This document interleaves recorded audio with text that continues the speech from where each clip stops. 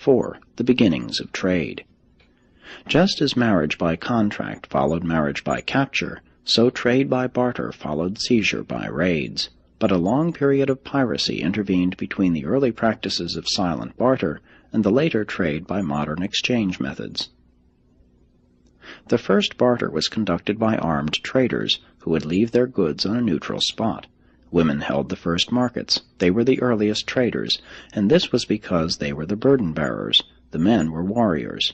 Very early the trading counter was developed, a wall wide enough to prevent the traders reaching each other with weapons. A fetish was used to stand guard over the deposits of goods for silent barter. Such marketplaces were secure against theft. Nothing would be removed except by barter or purchase. With a fetish on guard, the goods were always safe.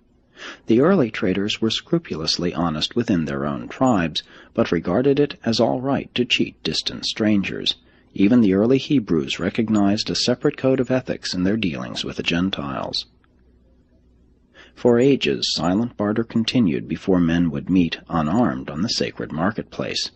These same market squares became the first places of sanctuary, and in some countries were later known as cities of refuge. Any fugitive reaching the marketplace was safe and secure against attack. The first weights were grains of wheat and other cereals. The first medium of exchange was a fish or a goat. Later, the cow became a unit of barter. Modern writing originated in the early trade records. The first literature of man was a trade promotion document, a salt advertisement.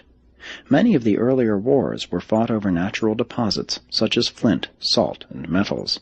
The first formal tribal treaty concerned the intertribalizing of a salt deposit. These treaty spots afforded opportunity for friendly and peaceful interchange of ideas and the intermingling of various tribes. Writing progressed up through the stages of the message stick, knotted cords, picture writing, hieroglyphics, and wampum belts to the early symbolic alphabets.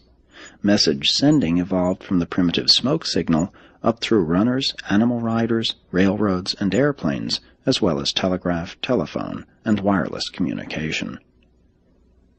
New ideas and better methods were carried around the inhabited world by the ancient traders. Commerce, linked with adventure, led to exploration and discovery, and all of these gave birth to transportation.